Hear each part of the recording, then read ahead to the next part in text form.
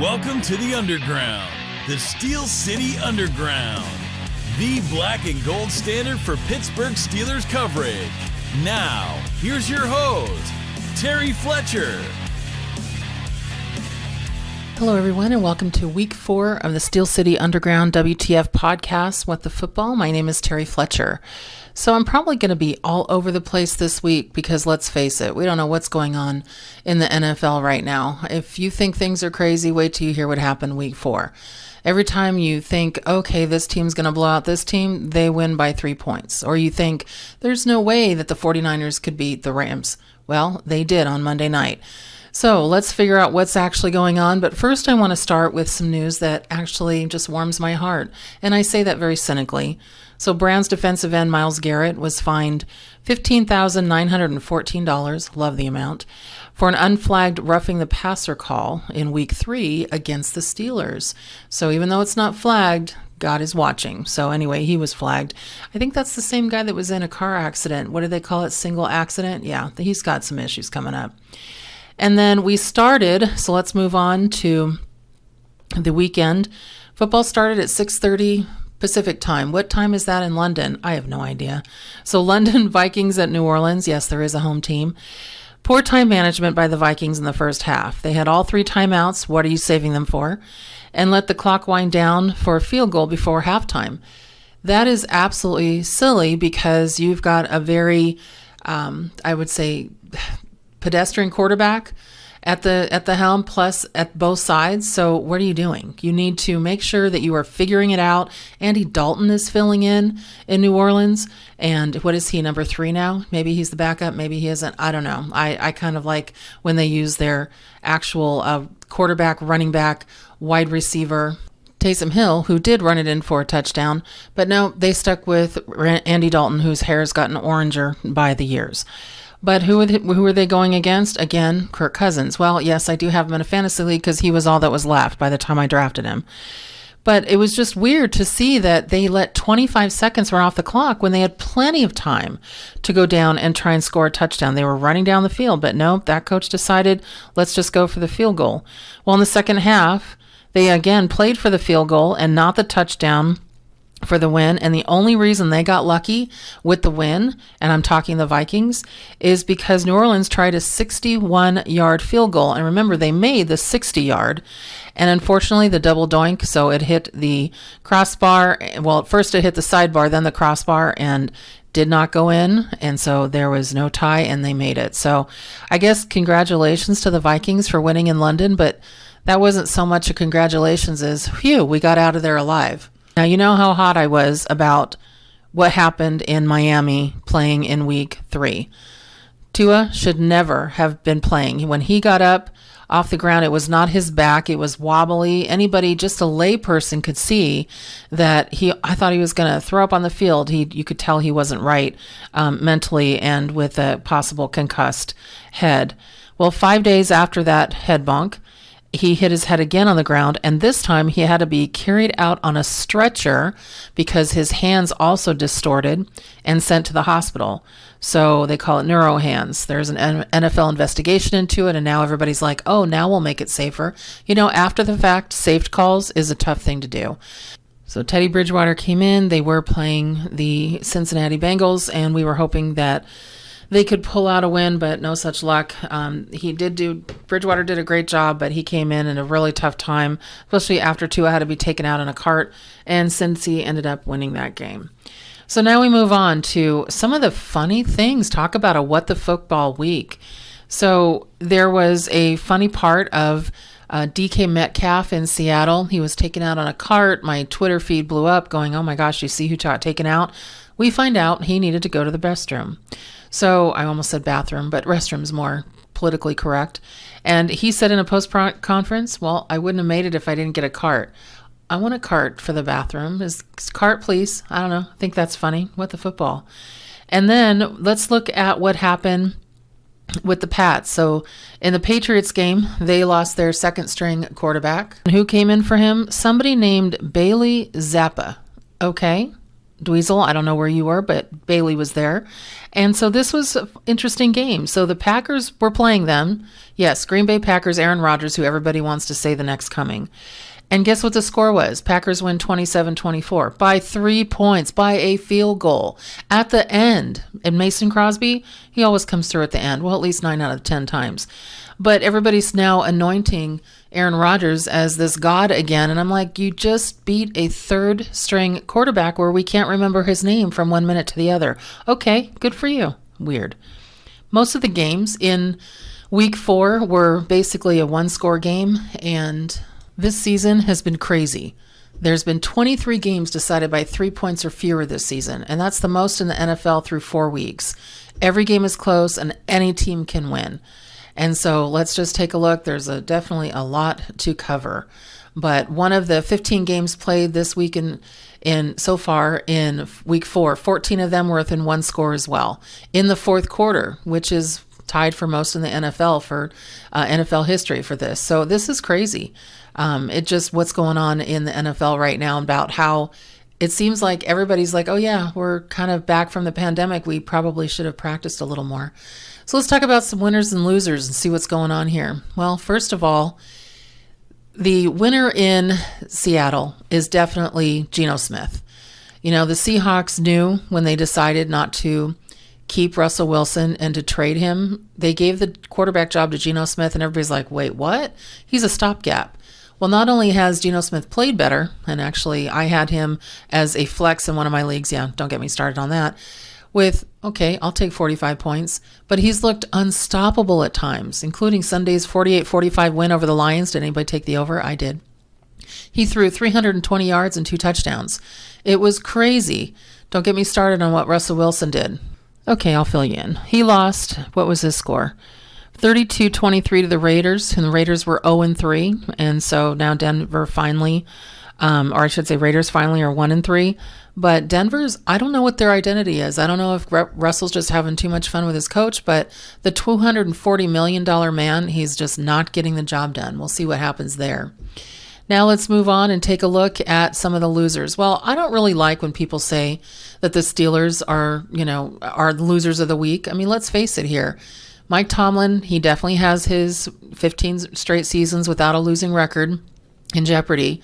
But he made the right decision. He made the right decision by benching Mitch Trubisky. He needed a spark. He put in Kenny Pickett.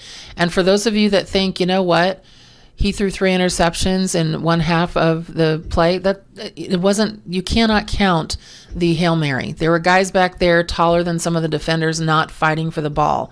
When you can't get that combat catch one, that's on you. Secondly, what was going on with Chase Claypool? The one, he should have had that ball in that first one. That was on him, and then it got tipped into somebody else's hands. And the second one, it's probably going both ways, but I'd probably give him 2. But you know what? PFF said they're not actually going to count it toward his quarterback play. I thought one thing that was very interesting, and this comes from our fearless leader, Joe Kuzma, at Steel City Underground. He was saying that if you look at the stats overall, and he posted this on Twitter, that the yards that you're getting per pass, it looks like that Trubisky was getting about an average of 5, a little over 5, 5.2, 5.3, but Kenny gets over 9. That to me, that there's no argument. Put him in. Also, he's more mobile. He has 2 rushing touchdowns already. But that kid, great idea. I was so excited to see him put in. And actually, even though I was pretty sad about the loss, I wasn't so sad where I was pissed. I was like, you know what? This is actually good. He's going to be in because you can't really go back. He's starting this week. We just heard from Tomlin. He said he's going to be the starter. And we'll see what he can do because he's got quite the contest coming up. We're playing the Bills, and it's going to be very difficult because the Buffalo Bills are what people are saying the team to beat and to go through to get to the Super Bowl. And they did beat the Ravens 23-20, but again, it was at the end. I know because I have Josh Allen in 3 leagues as my fantasy quarterback, and he actually in the first quarter was at -2 points. But he pulled it off. He ended up doing pretty well as far as to get that win, and the Ravens, fumbling issues, of course. They had a very interesting play, though. They had one where Lamar Jackson, who, I'm not a fan of, but okay, he definitely does some pretty interesting things. He got out of what should have been a sack for sure. threw it downfield, and then talk about combat catches. 2 defenders, 2 receivers. Duvernay came away with it and actually was able to get a first down. It was kind of a crazy play, but they lost anyway. So the fact that the Steelers lost, at least 2 out of 3 of the other AFC North teams also lost. Yes, the Browns lost as well, 23-20 to the Falcons. I'm so happy for Marcus Mariota. I'm not saying he had a great game, but he definitely keeps them in it, and I think it's really good for him to see really good that he's got a starting position.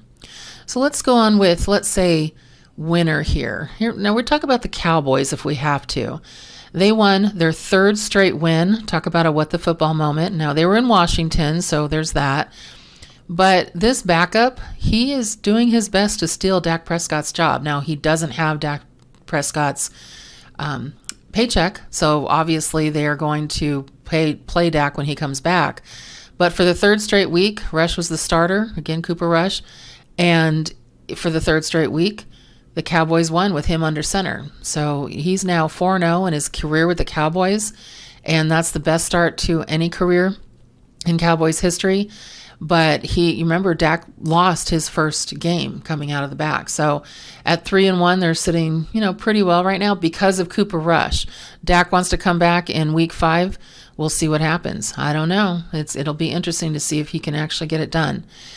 Let's just talk about Baker Mayfield and the Panthers. Oh boy, they're saying we're not thinking about making a quarterback change just yet, but they may want to consider that because not only did Mayfield have a disastrous day against the Cardinals, but he threw 2 interceptions, he lost a fumble, and then he also had 5 passes batted down to the line of scrimmage.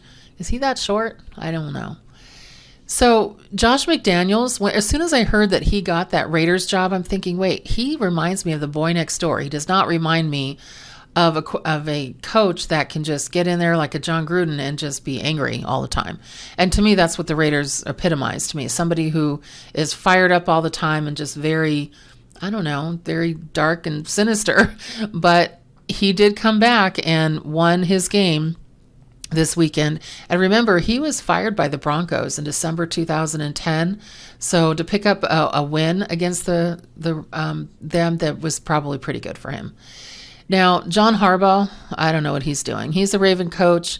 He does a lot of 4th down gambles, and he gambled on a 4th down in the last minutes of the game where he could have called for a field goal to take the lead over Buffalo with 4 minutes left. But instead, what did he do? He went for it on 4th down, had Lamar Jackson throwing. He threw an interception. And Harbaugh's not exactly the popular guy in the locker room right now. They seem to give Lamar Jackson, some slack here. But I know that Ravens corner Marcus Peters, they were yelling at each other following the game. You could see it coming off and on the way into the locker room. It's not clear why Marcus Peters was mad. He's their cornerback. But he definitely seemed to be very frustrated with his coach's decision. And there's a clip, if you go to look at it, he was yelling at his coach.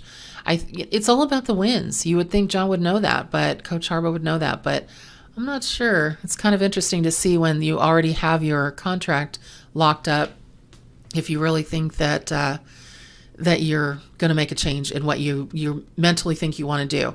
I think the most crazy change for me was Tomlin putting in Kenny Pickett. I mean, he just doesn't make those kinds of changes. And it's like he takes forever to pull the trigger. So I was very excited about that he put him in. Actually, I had my husband call me from the other room going, "Come out here, Kenny Pickett's in." So I was like, oh my gosh, WTF, what the football. So Giants beat the Bears. They did win, but it came at a very big cost for Daniel Jones with his ankle, Tyrod Taylor concussion, and they were both knocked out of, Sunday's game with an injury. So we don't know what quarterback is going to be playing for that New York game, because guess where they're going? They're going week 5. They're in London. There's some good news. They say Jones is considered day-to-day, so there's a chance he'll play, but we don't know if Tyrod Taylor will pass or clear concussion protocol. And I think they actually go out and play.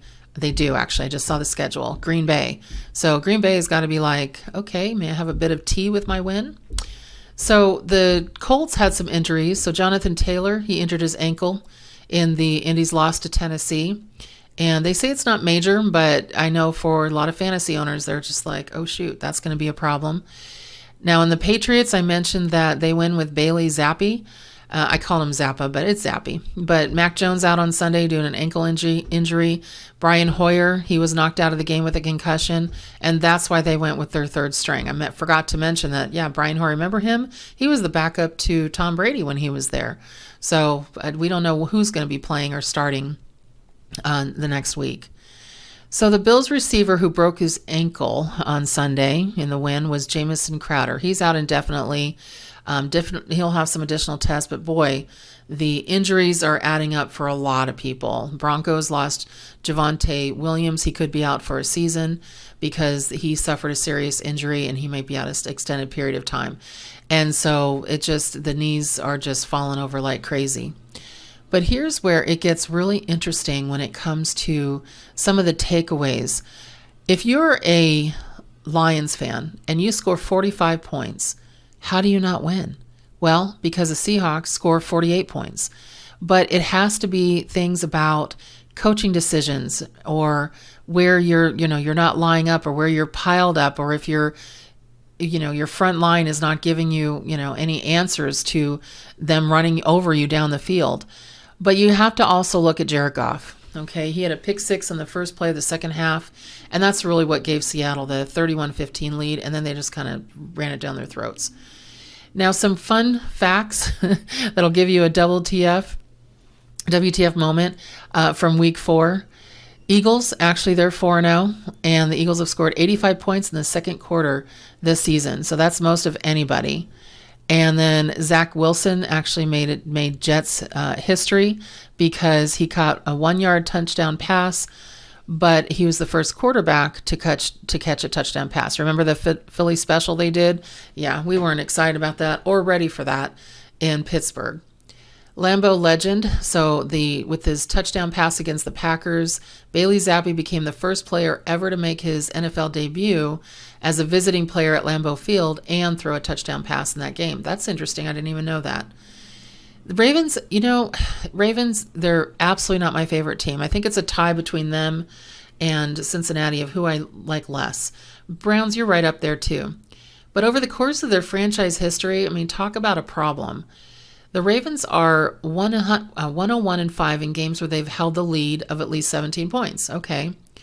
But the unfortunate part for the Ravens is that 2 of those 5 losses have come in the last 3 weeks.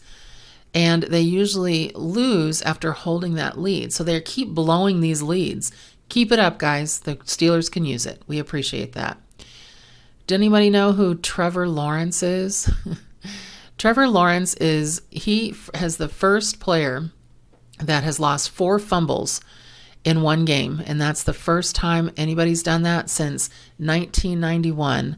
So as a Jaguar, that's a bummer. And then Chris Boswell, we love Chris. This is a great WTF moment.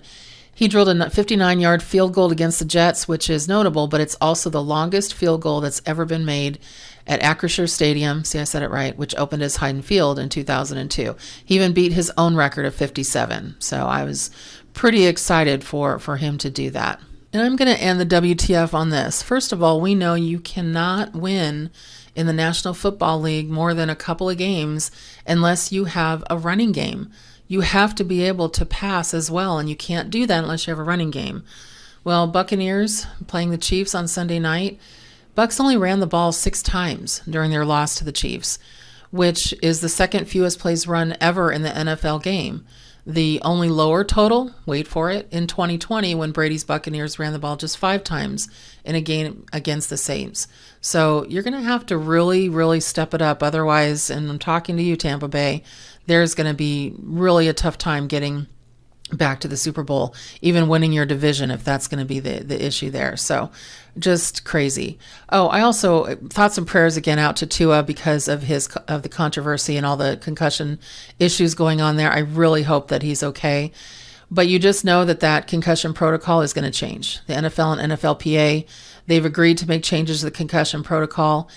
I'm surprised they did fire the physician in the Miami organization, but he's going to have to come back and say, hey, I did everything right. And if he did, then he actually might have something to say about being fired for that. But there's gross motor instability going on there, and players should not be able to come to the game when you're having trouble walking off the field after being hit on the field, hit in the head, or if your head hits the ground, which his head slammed pretty hard. So when you get into the people who are responsible for that, the unaffiliated neurotrauma consultant, that's where it's going to have to be somebody who knows what they're doing, and hopefully making sure that this never happens again. All right, everyone, that's it for me this week on the WTF What the Football Podcast, Steel City Underground Week 4. Until next time, good luck in all your fantasy teams, and here we go, Steelers. We would like to thank you for listening and remind our listeners to follow us on social media and our website, www.steelcityunderground.com.